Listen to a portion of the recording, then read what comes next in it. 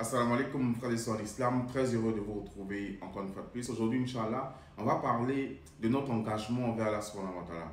Il faut savoir qu'à partir du moment où nous disons que nous sommes musulmans, à partir de ce moment-là, c'est un engagement solennel qu'on prend devant notre Seigneur de ne pas adorer autre divinité en dehors de lui. C'est un engagement qu'on prend de ne pas associer quelque chose à Allah subhanahu wa ta'ala dans sa seigneurie, dans sa grandeur, dans sa puissance, dans ses attributs. Malheureusement, aujourd'hui, nous avons violé cet engagement-là. Beaucoup d'entre nous, après avoir prié, après avoir dit dans les prières, c'est-à-dire que c'est toi seul Allah que nous adorons et c'est toi seul Allah dont nous implorons le secours. Après avoir prononcé cette prière-là, on retourne encore faire recours à des charlatans. On retourne vers des faux marabouts.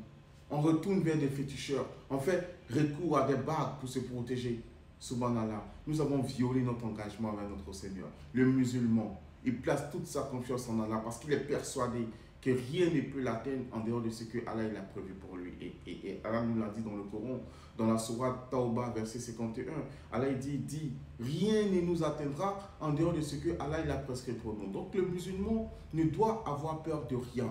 Il doit s'en remettre à Allah subhanahu wa ta'ala. Sa protection ne dépend que d'Allah. Sa réussite ne dépend que d'Allah. Sa santé ne dépend que d'Allah. Son mariage ne dépend que d'Allah. Peu importe ce que tu recherches, cherche-le auprès d'Allah subhanahu wa ta'ala. Aucun marabout, aucun féticheur ne peut t'apporter ces choses-là. Mes frères, il faudrait qu'on apprenne à devenir des croyants. Subhanallah. Combien de personnes aujourd'hui ont troqué les paradis contre l'enfer? Ils ont troqué les paradis contre les biens éphémères de ce bas monde-là. On va faire des rituels pour avoir de l'argent. On sacrifie nos enfants pour avoir de l'argent. On va adorer